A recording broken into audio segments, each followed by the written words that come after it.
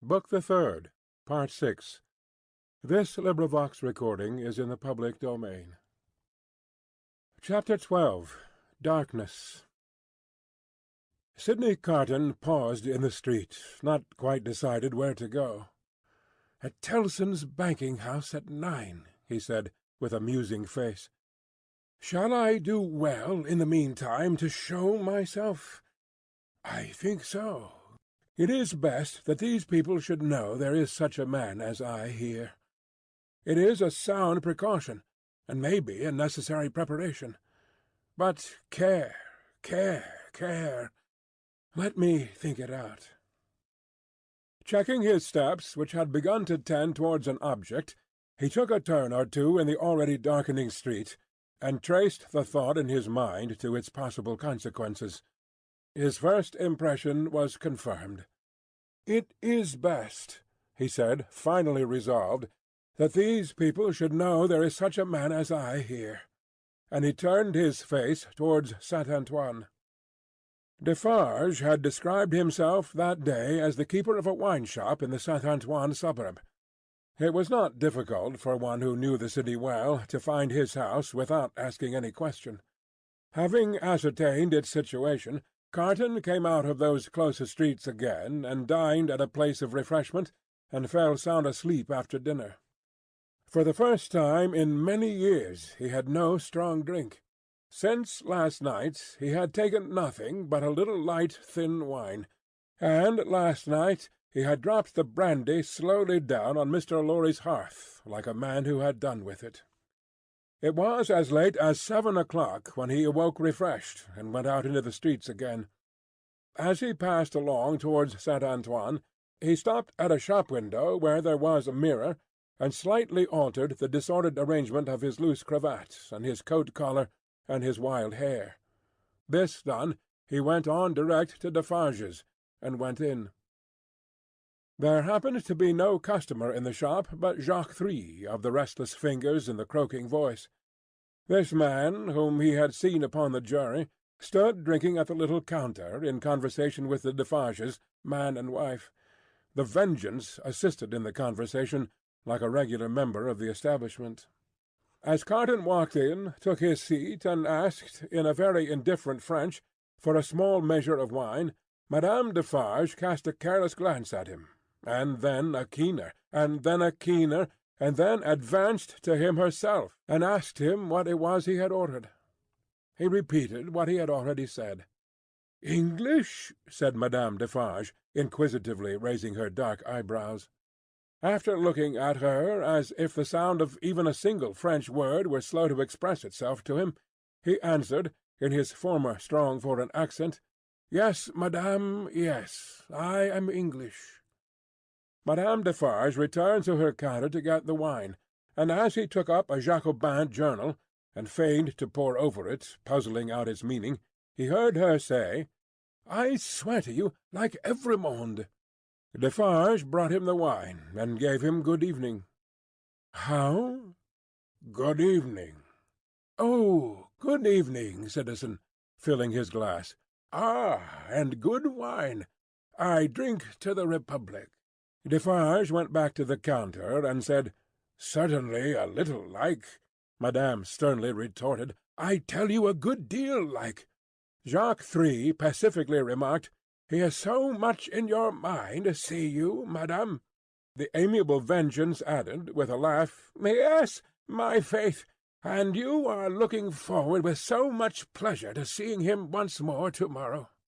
Carton followed the lines and words of his paper with a slow forefinger, and with a studious and absorbed face. They were all leaning their arms on the counter close together, speaking low. After a silence of a few moments, during which they all looked towards him, without disturbing his outward attention from the Jacobin editor, they resumed their conversation. "It is true what Madame says," observed Jacques Three. "Why stop? There is great force in that. Why stop?" "Well," reasoned Defarge, "but one must stop somewhere. After all, the question is still where." "At extermination," said Madame. "Magnificent!" croaked Jacques Three. The Vengeance also highly approved. "Extermination is good doctrine, my wife," said Defarge, rather troubled. "In general, I say nothing against it.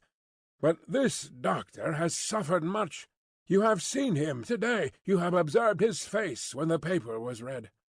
"I have observed his face," repeated Madame, contemptuously and angrily. "Yes, I have observed his face.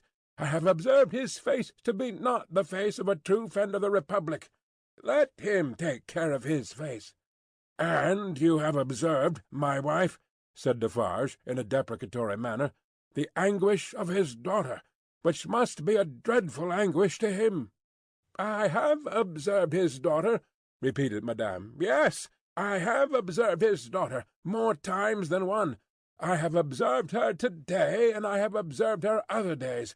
I have observed her in the court, and I have observed her in the street by the prison. Let me but lift my finger." She seemed to raise it, the listener's eyes were always on his paper, and to let it fall with a rattle on the ledge before her, as if the axe had dropped. "The citizeness is superb," croaked the juryman. "She is an angel," said the Vengeance, and embraced her. "As to thee," pursued Madame implacably, addressing her husband, "if it depended on thee, which happily it does not, thou wouldst rescue this man even now." "No," protested Defarge, "not if to lift this glass would do it. But I would leave the matter there. I say, stop there."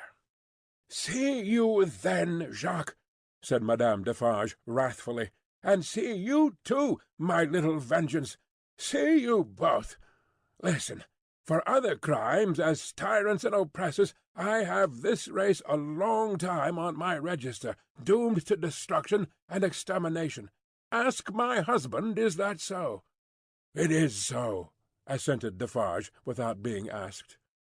"In the beginning of the great days, when the Bastille falls, he finds this paper of to-day, and he brings it home, and in the middle of the night, when this place is clear and shut, we read it, here on this spot, by the light of this lamp. Ask him, is that so?" "It is so," assented Defarge. "That night, I tell him, when the paper is read through, and the lamp is burnt out, and the day is gleaming in above those shutters and between those iron bars, that I have now a secret to communicate. Ask him, is that so?"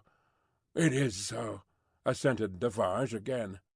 "I communicate to him that secret.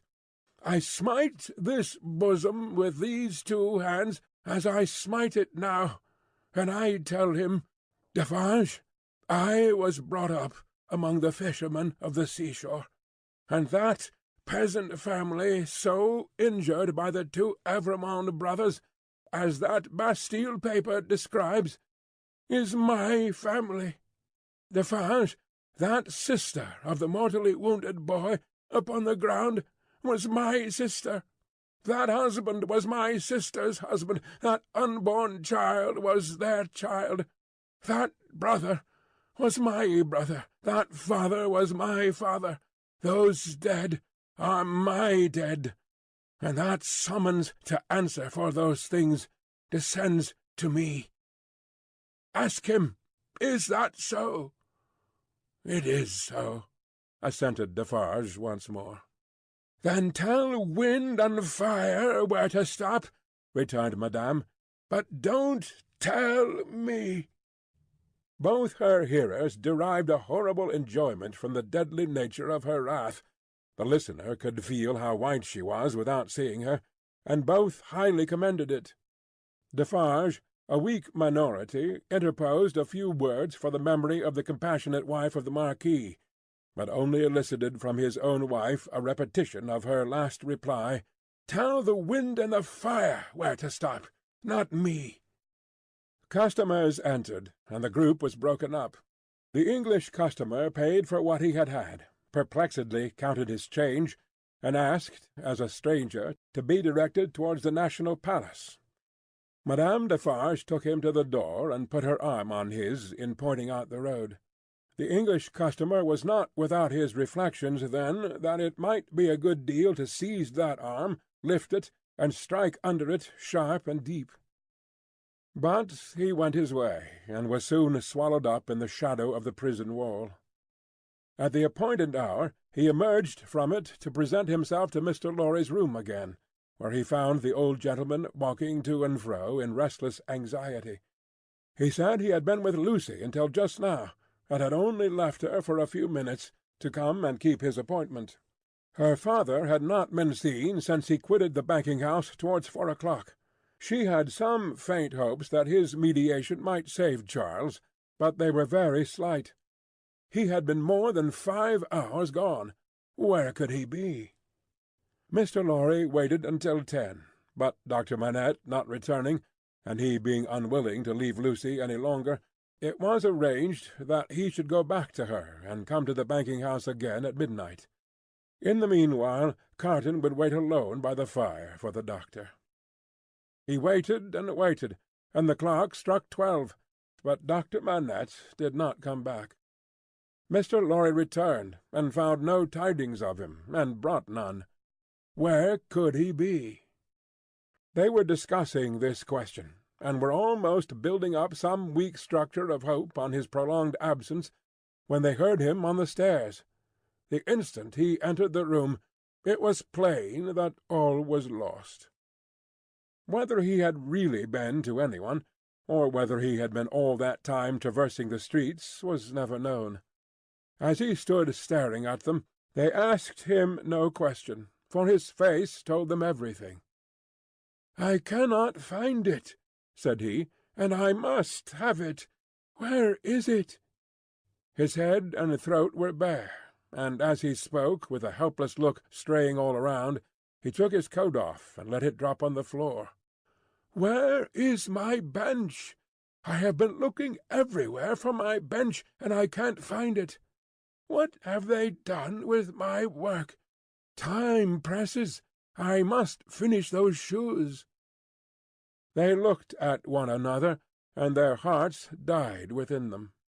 "Come," said he, in a whimpering, miserable way, "let me get to work. Give me my work." Receiving no answer, he tore his hair and beat his feet upon the ground like a distracted child. "Don't torture a poor forlorn wretch," he implored them with a dreadful cry, "but give me my work. What is to become of us if those shoes are not done to-night?"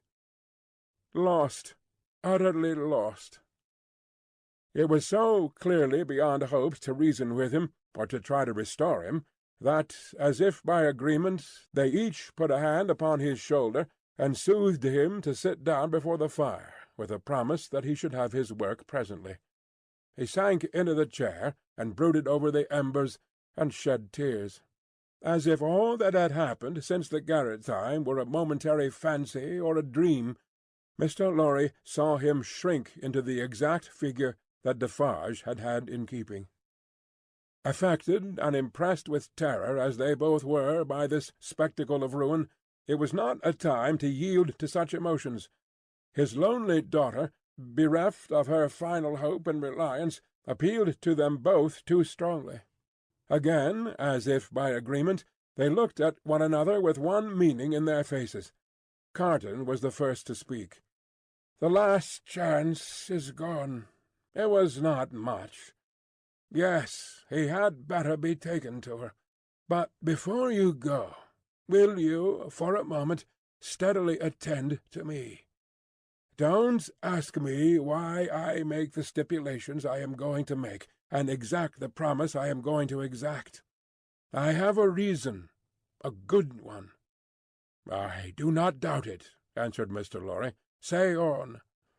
The figure in the chair between them was all the time monotonously rocking itself to and fro, and moaning. They spoke in such a tone as they would have used if they had been watching by a sick-bed in the night. Carton stooped to pick up the coat, which lay almost entangling his feet. As he did so, a small case, in which the doctor was accustomed to carry the lists of his day's duties, fell lightly on the floor. Carton took it up, and there was a folded paper in it. "We should look at this," he said. Mr. Lorry nodded his consent. He opened it, and exclaimed, "Thank God!" "What is it?" asked Mr. Lorry, eagerly. "A moment. Let me speak of it in its place. First," he put his hand in his coat and took out another paper from it. "That is the certificate which enables me to pass out of this city. Look at it. You see, Sidney Carton, an Englishman." Mr. Lorry held it open in his hand, gazing in his earnest face. "Keep it for me until tomorrow. I shall see him tomorrow, you remember, and I had better not take it into the prison." "Why not?" "I don't know. I prefer not to do so. Now take this paper that Dr. Manette has carried about him. It is a similar certificate, enabling him and his daughter and her child at any time to pass the barrier and the frontier. You see?" "Yes." "Perhaps he obtained it as his last and utmost precaution against evil yesterday. When is it dated? But no matter. Don't stay to look. Put it up carefully with mine and your own. Now, observe. I never doubted, until within this hour or two, that he had or could have such a paper. It is good until recalled, but it may be soon recalled, and, I have reason to think, will be. They are not in danger." "They are in great danger. They are in danger of denunciation by Madame Defarge. I know it from her own lips. I have overheard words of that woman's to-night, which have presented their danger to me in strong colours. I have lost no time, and since then I have seen the spy. He confirms me. He knows that a wood sawyer, living by the prison wall, is under the control of the Defarges, and has been rehearsed by Madame Defarge as to his having seen her—he never mentioned Lucy's name—making signs and signals to prisoners.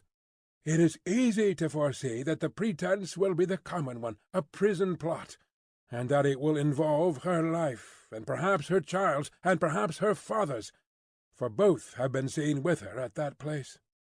Don't look so horrified. You will save them all." "Heaven grant I may, Carton.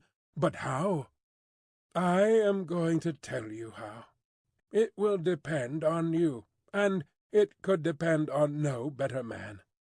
This new denunciation will certainly not take place until after tomorrow, probably not until 2 or 3 days afterwards, more probably a week afterwards.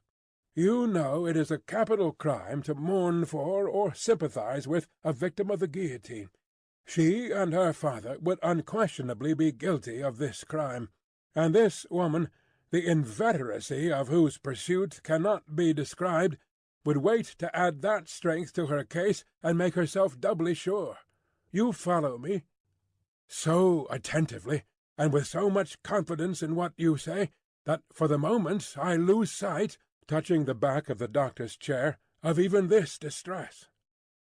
You have money, and can buy the means of travelling to the sea-coast as quickly as the journey can be made. Your preparations have been completed for some days to return to England. Early tomorrow have your horses ready, so that they may be in starting trim at 2 o'clock in the afternoon." "It shall be done." His manner was so fervent and inspiring that Mr. Lorry caught the flame, and was as quick as youth.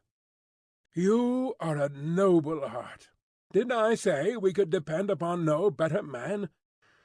Tell her to-night what you know of her danger as involving her child and her father. Dwell upon that, for she would lay her own fair head beside her husband's cheerfully." He faltered for an instant, then went on as before. "For the sake of her child and her father, press upon her the necessity of leaving Paris with them and you at that hour. Tell her that it was her husband's last arrangement. Tell her that more depends upon it than she dare believe or hope.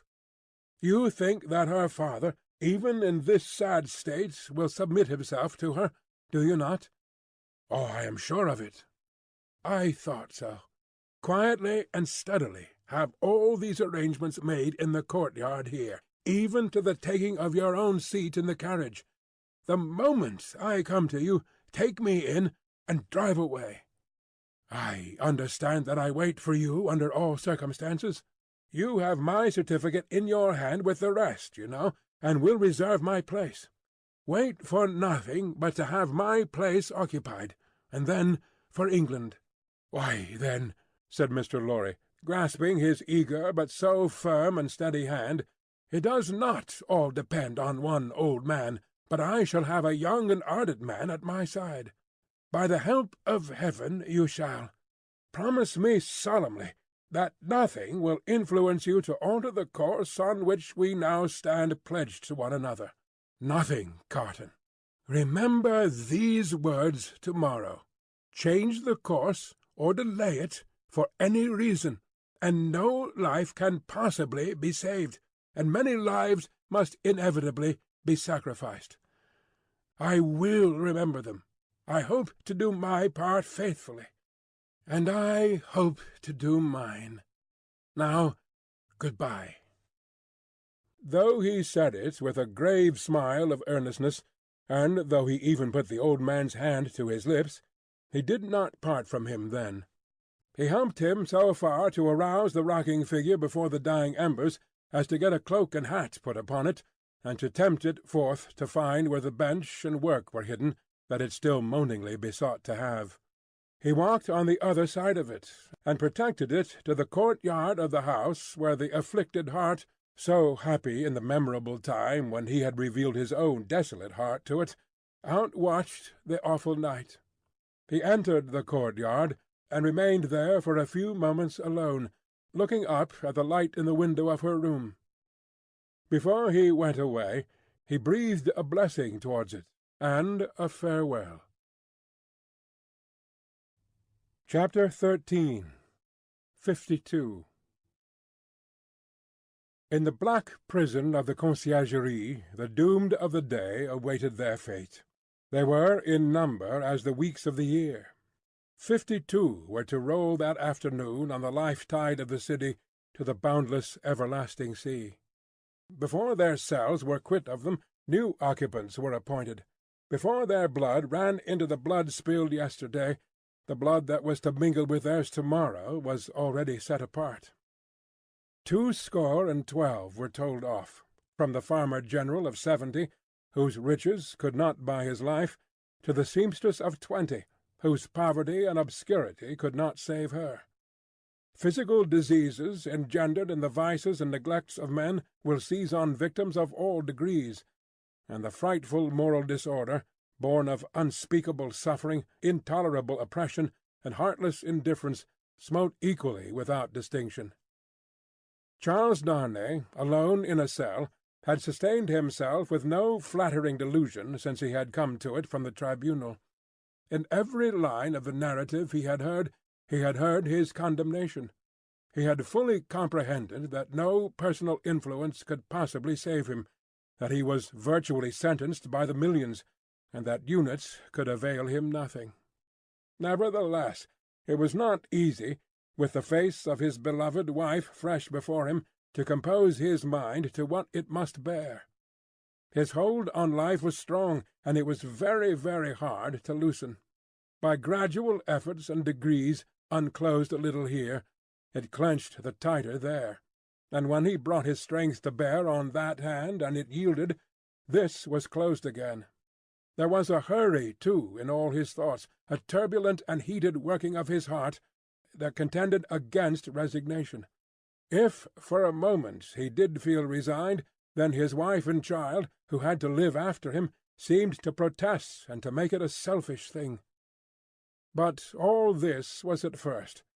Before long the consideration that there was no disgrace in the fate he must meet, and that numbers went the same road wrongfully and trod it firmly every day, sprang up to stimulate him.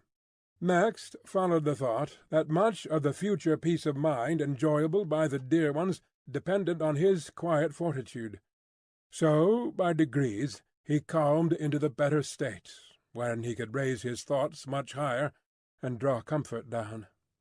Before it had set in dark on the night of his condemnation, he had travelled thus far on his last way. Being allowed to purchase the means of writing and a light, he sat down to write until such time as the prison lamps should be extinguished. He wrote a long letter to Lucy, showing her that he had known nothing of her father's imprisonment until he had heard of it from herself, and that he had been as ignorant as she of his father's and uncle's responsibility for that misery until the paper had been read. He had already explained to her that his concealment from herself of the name he had relinquished was the one condition, fully intelligible now, that her father had attached to their betrothal, and was the one promise he had still exacted on the morning of their marriage. He entreated her, for her father's sake, never to seek to know whether her father had become oblivious of the existence of the paper, or had had it recalled to him, for the moment or for good, by the story of the tower on that old Sunday under the dear old plane-tree in the garden. If he had preserved any definite remembrance of it, there could be no doubt that he had supposed it destroyed with the Bastille, when he had found no mention of it among the relics of prisoners which the populace had discovered there, and which had been described to all the world. He besought her, though he added that he knew it was needless, to console her father by impressing him through every tender means she could think of with the truth that he had done nothing for which he could justly reproach himself, but had uniformly forgotten himself for their joint sakes. Next to her preservation of his own last grateful love and blessing, and her overcoming her sorrow to devote herself to their dear child, he adjured her, as they would meet in heaven, to comfort her father. To her father himself he wrote in the same strain, but he told her father that he expressly confided his wife and child to his care, and he told him this very strongly, with the hope of rousing him from any despondency or dangerous retrospect towards which he foresaw he might be tending. To Mr. Lorry he commended them all, and explained his worldly affairs. That done, with many added sentences of grateful friendship and warm attachment, all was done. He never thought of Carton. His mind was so full of the others that he never once thought of him. He had time to finish these letters before the lights were put out. When he lay down on his straw bed, he thought he had done with this world. But it beckoned him back in his sleep, and showed itself in shining forms, free and happy, back in the old house in Soho, though it had nothing in it like the real house, unaccountably released and light of heart. He was with Lucy again, and she told him it was all a dream, and he had never gone away. A pause of forgetfulness, and then he had even suffered and had come back to her, dead and at peace, and yet there was no difference in him. Another pause of oblivion, and he awoke in the sombre morning, unconscious where he was or what had happened, until it flashed upon his mind, "This is the day of my death." Thus had he come through the hours to the day when the 52 heads were to fall. And now, while he was composed, and hoped that he could meet the end with quiet heroism, a new action began in his waking thoughts which was very difficult to master. He had never seen the instrument that was to terminate his life. How high it was from the ground, how many steps it had, where he would be stood, how he would be touched, whether the touching hands would be dyed red, which way his face would be turned, whether he would be the first, or might be the last. These and many similar questions, in no wise directed by his will, obtruded themselves over and over again, countless times. Neither were they connected with fear. He was conscious of no fear. Rather, they originated in a strange besetting desire to know what to do when the time came, a desire gigantically disproportionate to the few swift moments to which it referred, a wondering that was more like the wondering of some other spirit within his than his own. The hours went on as he walked to and fro, and the clocks struck the numbers he would never hear again. 9 gone forever, 10 gone forever, 11 gone forever, 12 coming on to pass away. After a hard context with that eccentric action of thought which had last perplexed him, he had got the better of it. He walked up and down, softly repeating their names to himself. The worst of the strife was over. He could walk up and down, free from distracting fancies, praying for himself and for them. 12. Gone forever. He had been apprised that the final hour was 3, and he knew he would be summoned some time earlier, inasmuch as the tumbrils jolted heavily and slowly through the streets. Therefore he resolved to keep 2 before his mind as the hour, and so to strengthen himself in the interval, that he might be able after that time to strengthen others. Walking regularly to and fro with his arms folded on his breast, a very different man from the prisoner who had walked to and fro at La Force, he heard one struck away from him without surprise. The hour had measured like most other hours. Devoutly thankful to heaven for his recovered self-possession, he thought, "There is but another now," and turned to walk again. Footsteps in the stone passage outside the door. He stopped. The key was put in the lock and turned. Before the door was opened, or as it opened, a man said in a low voice, in English, "He has never seen me here. I have kept out of his way. Go you in alone. I wait near. Lose no time." The door was quickly opened and closed, and there stood before him, face to face, quiet, intent upon him, with the light of a smile on his features and a cautionary finger on his lip, Sidney Carton. There was something so bright and remarkable in his look that, for the first moment, the prisoner misdoubted him to be an apparition of his own imagining. But he spoke, and it was his voice. He took the prisoner's hand, and it was his real grasp. "Of all the people upon earth, you least expected to see me," he said. "I could not believe it to be you. I could scarcely believe it now. You are not—" The apprehension came suddenly into his mind. "A prisoner?" "No. I am accidentally possessed of a power over one of the keepers here, and in virtue of it I stand before you. I come from her, your wife, dear Darnay." The prisoner wrung his hand. "I bring you a request from her." "What is it?" "A most earnest, pressing, and emphatic entreaty, addressed to you in the most pathetic tones of the voice so dear to you, that you well remember." The prisoner turned his face partly aside. "You have no time to ask me why I bring it, or what it means. I have no time to tell you. You must comply with it. Take off those boots you wear, and draw on these of mine." There was a chair against the wall of the cell behind the prisoner.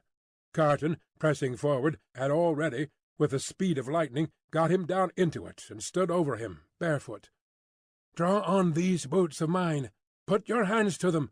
Put your will to them. Quick! Carton, there is no escaping from this place. It never can be done. You will only die with me. It is madness." "It would be madness if I asked you to escape. But do I? When I ask you to pass out that door, tell me it is madness and remain here. Change that cravat for this of mine, that coat for this of mine. While you do it, let me take this ribbon from your hair, and shake out your hair like this of mine."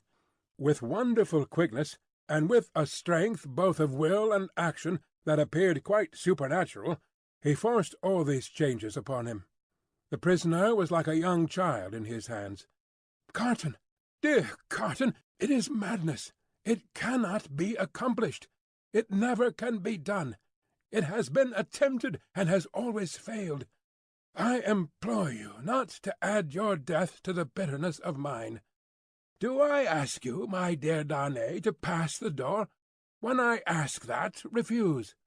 There are pen and ink and paper on this table. Is your hand steady enough to write? It was when you came in. Steady it again, and write what I shall dictate. Quick, friend, quick!" Pressing his hand to his bewildered head, Darnay sat down at the table. Carton, with his right hand in his breast, stood close beside him. "Write exactly as I speak. To whom do I address it? To no one. Carton still had his hand in his breast. "Do I date it?" "No." The prisoner looked up at each question. Carton, standing over him with his hand in his breast, looked down. "If you remember," said Carton, dictating, "the words that passed between us long ago, you will readily comprehend this when you see it. You do remember them, I know. It is not in your nature to forget them." He was drawing his hand from his breast. The prisoner, chancing to look up in his hurried wonder as he wrote, the hand stopped, closing upon something. "Have you written 'forget them'?" Carton asked. "I have." "Is that a weapon in your hand?" "No, I am not armed." "What is it in your hand?" "You shall know directly. Write on. There are but a few words more." He dictated again. "I am thankful that the time has come when I can prove them. That I do so is no subject for regret or grief."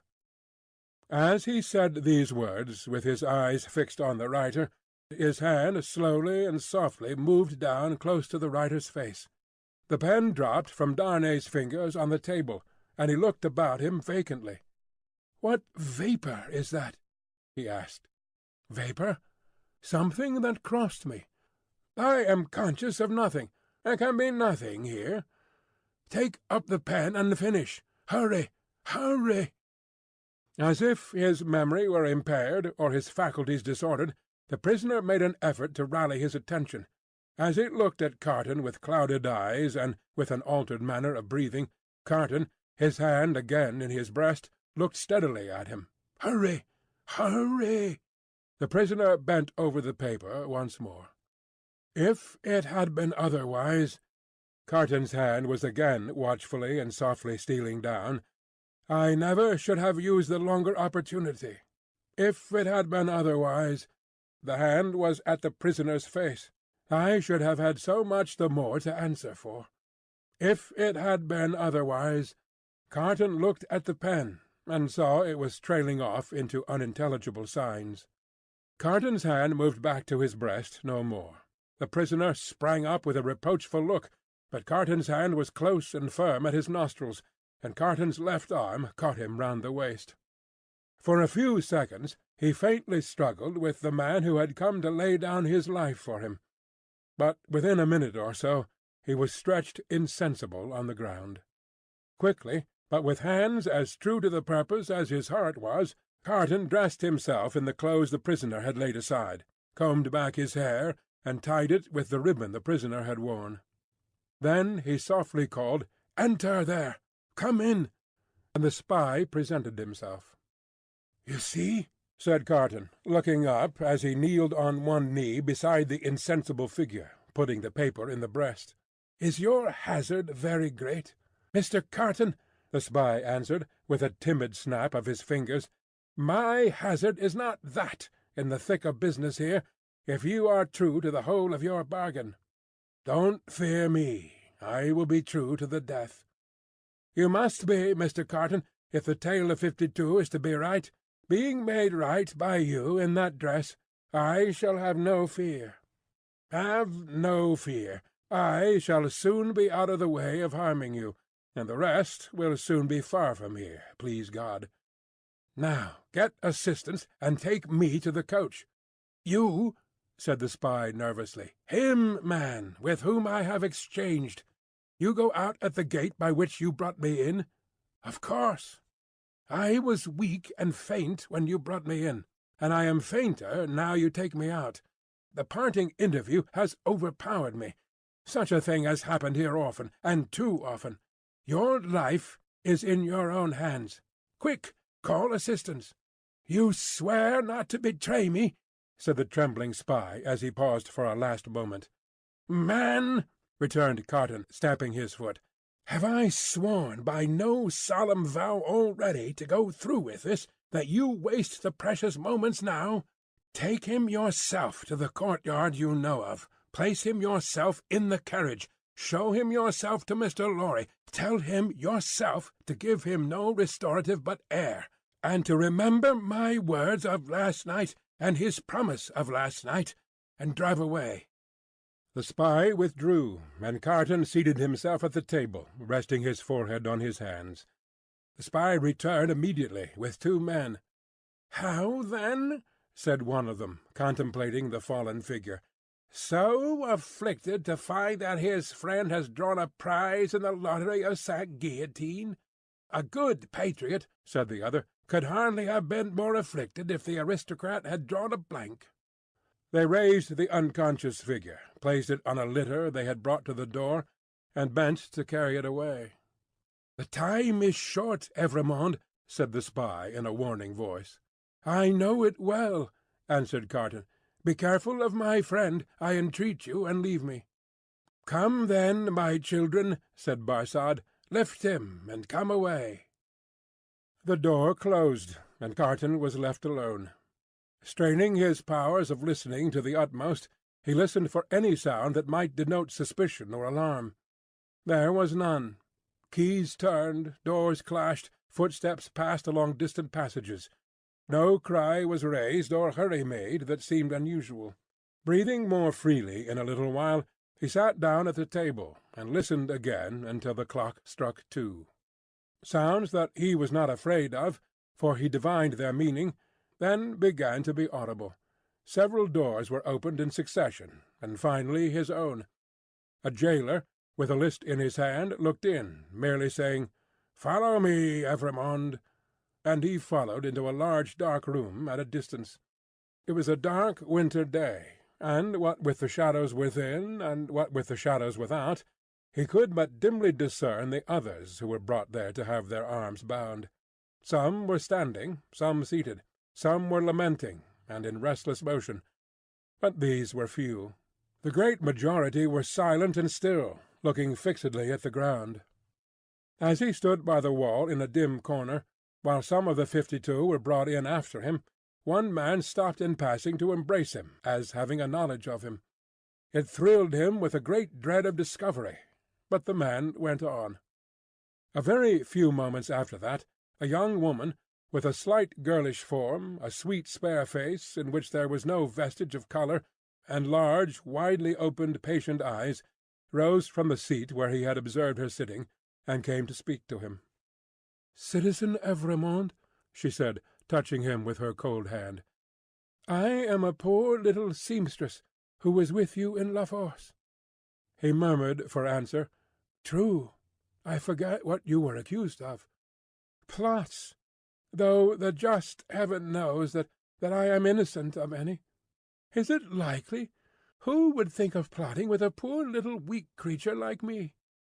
The forlorn smile with which she said it so touched him that tears started from his eyes. "I am not afraid to die, citizen Evrémonde, but I have done nothing. I am not unwilling to die if the Republic, which is to do so much good to us poor, will profit by my death. But I do not know how that can be, citizen Evrémonde, such a poor, weak little creature." As the last thing on earth that his heart was to warm and soften to, it warmed and softened to this pitiable girl. "I heard you were released, citizen Evrémonde. I hoped it was true." "It was, but I was again taken and condemned." "If I may ride with you, citizen Evrémonde, will you let me hold your hand? I'm not afraid, but I am little and weak, and it will give me more courage." As the patient eyes were lifted to his face, he saw a sudden doubt in them, and then astonishment. He pressed the work-worn, hunger-worn young fingers, and touched his lips. "Are you dying for him?" she whispered. "And his wife and child? Hush! Yes. Oh, you will let me hold your brave hand, stranger? Hush! Yes, my poor sister, to the last." The same shadows that are falling on the prison are falling in that same hour of the early afternoon on the barrier with the crowd about it, when a coach going out of Paris drives up to be examined. "Who goes here? Whom have we within? Papers." The papers are handed out and read. "Alexandre Manette, physician, French. Which is he?" "This is he. this helpless, inarticulately murmuring, wandering old man pointed out. "Apparently the citizen doctor is not in his right mind. The revolution fever will have been too much for him. Greatly too much for him. Ah, many suffer with it. Lucy, his daughter, French. Which is she?" "This is she." "Apparently it must be. Lucy, the wife of Evrémonde, is it not?" "It is." "Ah, Evrémonde has an assignation elsewhere. Lucy, her child, English. This is she?" "She and no other." "Kiss me, child of Evrémonde. Now thou hast kissed a good Republican. Something new in thy family. Remember it. Sidney Carton, advocate, English. Which is he?" "He lies here, in this corner of the carriage. He, too, is pointed out." "Apparently the English advocate is in a swoon?" "It is hoped he will recover in the fresher air. It is represented that he is not in strong health, and has separated sadly from a friend who is under the displeasure of the Republic." "Is that all? It is not a great deal, that. Many are under the displeasure of the Republic, and must look out at the little window. Jarvis Lorry, banker, English. Which is he?" "I am he, necessarily being the last." It is Jarvis Lorry who has replied to all the previous questions. It is Jarvis Lorry who has alighted and stands with his hand on the coach door, replying to a group of officials. They leisurely walk round the carriage and leisurely mount the box, to look at what little luggage it carries on the roof. The country people, hanging about, press nearer to the coach doors and greedily stare in. A little child, carried by its mother, has its short arm held out for it, that it might touch the wife of an aristocrat who has gone to the guillotine. "Behold your papers, Jarvis Lorry, countersigned." "One can depart, citizen?" "One can depart. Forward, my postillions! A good journey." "I salute you, citizens, and the first danger past." These are again the words of Jarvis Lorry, as he clasps his hands and looks upward.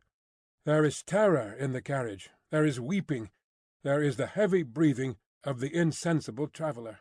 "Are we not going too slowly? Can they not be induced to go faster?" asks Lucy, clinging to the old man. "It would seem like flight, my darling. I must not urge them too much. It would rouse suspicion." "Look back and see if we are pursued."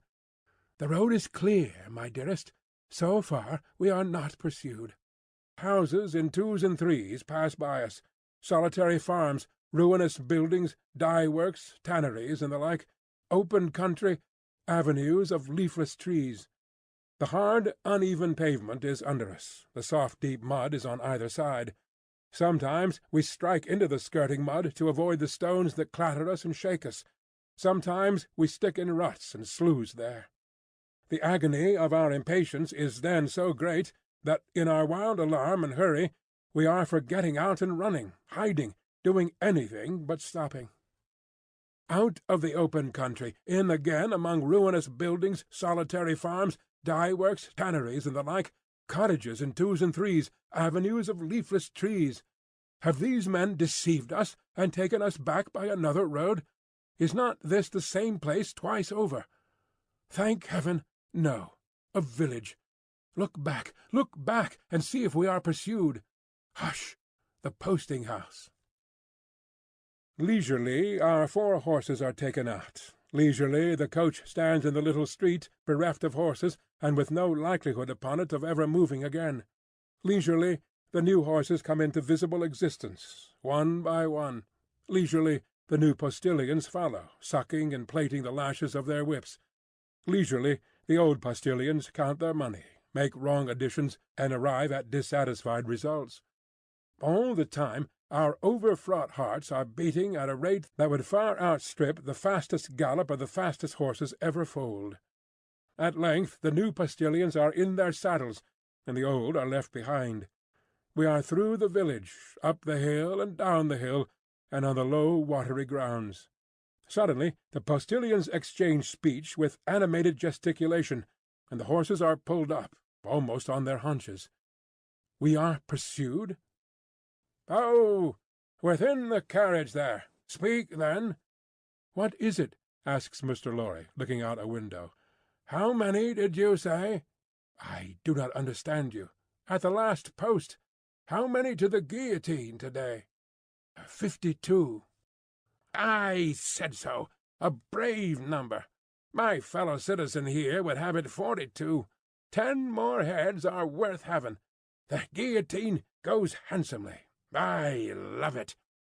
Aye, forward! Whoop!" The night comes on dark. He moves more. He is beginning to revive, and to speak intelligibly. He thinks they are still together. He asks them by his name what he has in his hand. "Oh, pity us, kind heaven, and help us! Look out, and see if we are pursued. The wind is rushing after us, and the clouds are flying after us, and the moon is plunging after us, and the whole wild night is in pursuit of us. But so far we are pursued by nothing else." End of Part 6.